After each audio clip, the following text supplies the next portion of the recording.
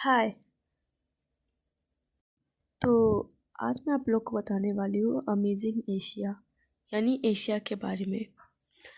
तो आज की वीडियो में मैं आप लोग को बहुत अच्छी चीज़ बताने वाली हूँ, जैसे कि कंट्री, कैपिटल, लैंग्वेज और करेंसी। कंट्री का मतलब होता है देश, कैपिटल मतलब देश की राजधानी, और लैंग्वेज का मतलब जो हम लोग भाषा यूज़ करते हैं, एंड करेंसी का मतलब हो जाएगा जैसे पैसा से रिलेटिव कुछ।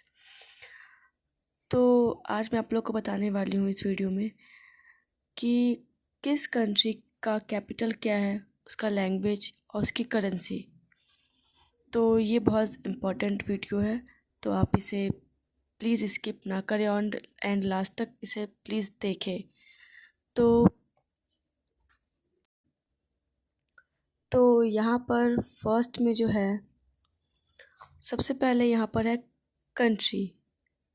कंट्री का जो नाम है वो है अफ़गानिस्तान, एंड उसका उसका जो कैपिटल है वो है काबुल। और वहाँ जो लैंग्वेज बोलते हैं लोग यानी भाषा, वो है पाश्तो। और वहाँ का जो पैसा है यानी करेंसी जो है वहाँ का, वो है अफ़गानी। यानी यहाँ पर हो गया जो देश का नाम है वो अफ़गानिस्तान है, उसकी कैपिटल है काबुल, उसका लैंग्वेज है पाश्तो और उसकी जो करेंसी है वो है अफ़गानी। अब सेकेंड नंबर पे आइए। सेकेंड नंबर पर है बांग्लादेश, कंट्री का नाम है। और बांग्लादेश की राजधानी यानी उसका कैपिटल वो है ढाका। और वहाँ पर जो लैंग्वेज बोला जाता है वो बोला जाता है बंगला। और वहाँ पर जो करेंसी चलती है वो चलती है टका। तो यहाँ पर हो जाएगा बांग्लादेश इज़ अ कंट्री और उसकी राजधानी ढाका। और वहाँ पर जो लैंग्वेज बोली जाती है वो हो जाएगी बंगला और उसकी करेंसी हो जाएगी टका। अब थर्ड नंबर पर है भूटान। भूटान एक कंट्री है जिसकी राजधानी थिम्पू है। और वहाँ पर जो लैंग्वेज बोली जाती है वो है डजांग खा। ये बहुत ज़्यादा मतलब कि थोड़ा टेढ़ा नाम है, तो ये बोलने में दिक्कत होता है। और वहाँ का जो करेंसी है वो है नुगुल ट्रुम। यानी जो भूटान है वो देश का नाम है, उसकी जो कैपिटल है वो है थिम्पू। वहाँ पर जो लैंग्वेज बोला जाता है वो है डजांग खा और वहाँ की जो करेंसी है वो है नुगल टर्म।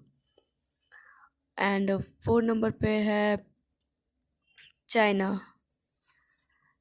चाइना को हम सब चीन भी बोलते हैं और उसकी राजधानी है बीजिंग और लैंग्वेज है मैंड्रिन। ये चाइनीज़ मैंड्रिन है। बहुत तरह के लैंग्वेज में मैंड्रिन का यूज़ होता है। तो यहाँ पर अगर आप लिखोगे आंसर तो चाइनीज़ मैंड्रिन लिखना। और यहाँ का जो करेंसी है वो है युआन। यानी देश का नाम हो गया चाइना, उसकी कैपिटल बीजिंग, लैंग्वेज मैंड्रिन और वहाँ जो करेंसी चलती है वो है युआन। अब 5 नंबर पर है इंडिया। इंडिया जो है उसकी जो राजधानी है यानी उसकी कैपिटल वो है न्यू दिल्ली।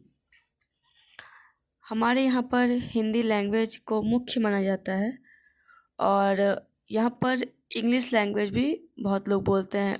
अलग अलग राज्य में अलग अलग, ज़्यादा यहाँ पर हिंदी और इंग्लिश बोलते हैं, लेकिन अधिकतर लोग हिंदी का यूज़ करते हैं, तो इसीलिए मैंने यहाँ पर हिंदी लिखा है।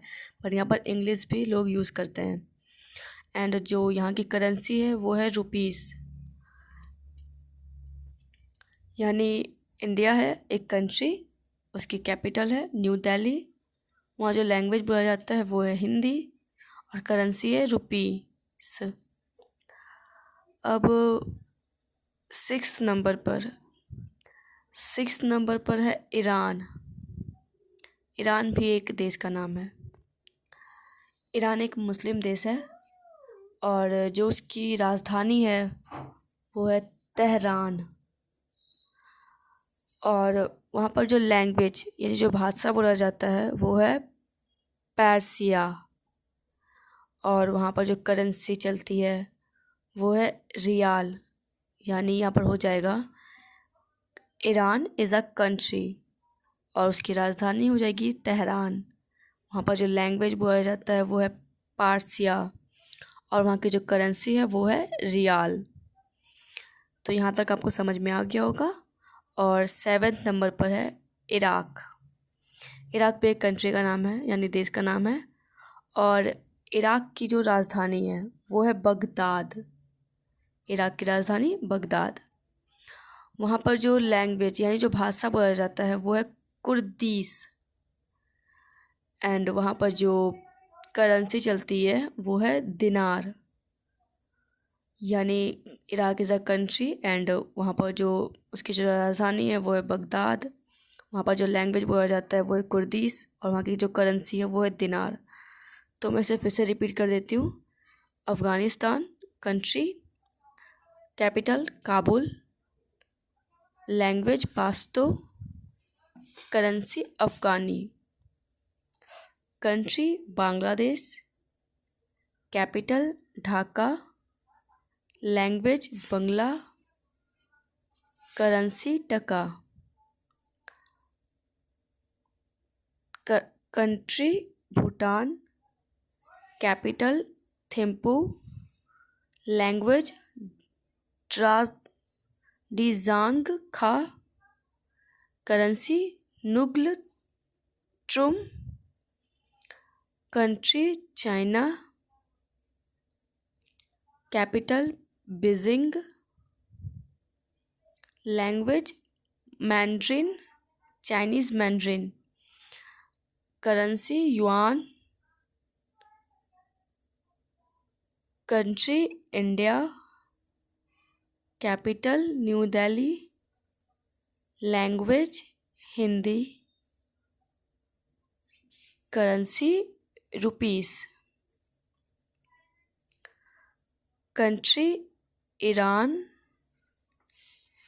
Capital Tehran, language Parsia,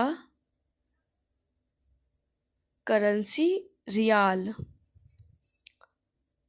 country Iraq, capital Baghdad, language Kurdish, currency dinar.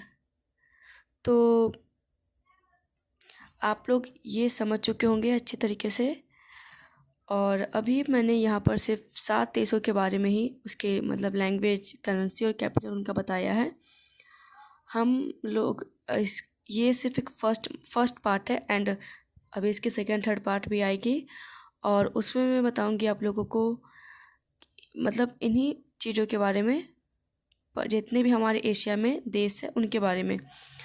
तो अभी मैंने सिर्फ 7 ही बताया है और आगे मैं अभी और बताऊंगी आप लोग को देश जितना भी है हम लोग के एशिया में।